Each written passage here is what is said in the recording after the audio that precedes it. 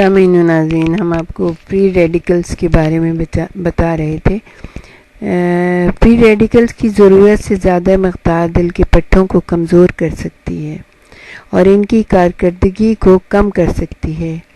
یہ دل کے پٹھوں میں شامل میمبرین، جو دل کے پٹھے کے سیل کی دیوار ہوتی ہے، دل کے خلیے میں موجود خامرے یعنی انزائمز اور سیل کا اسٹرکچر جس میں آپ کے وراثتی مادہ پڑا ہوتا ہے، اس کو بھی بے انتہا نقصان پہنچاتی ہے۔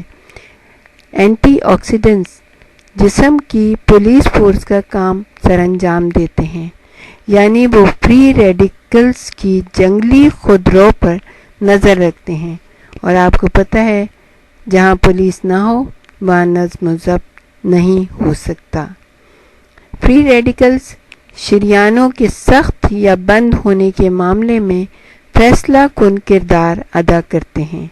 اصل میں آپ کے جسم میں دو چیزیں ایک دوسرے کو کشش کرتی ہیں، اور وہ چیزیں کیا ہیں؟ ایک ہے آکسیجن اور دوسرا ہے چکنائی۔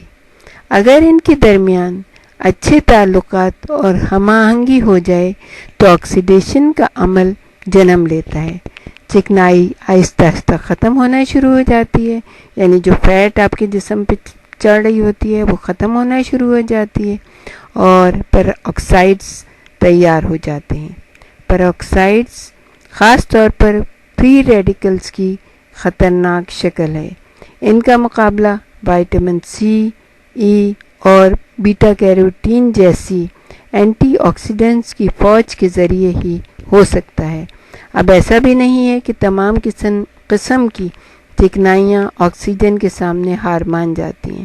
غیر نامیاتی چکنائیاں جو اولیو آئل میں پائی جاتی ہیں نسبتاً ٹھنڈی رہتی ہیں۔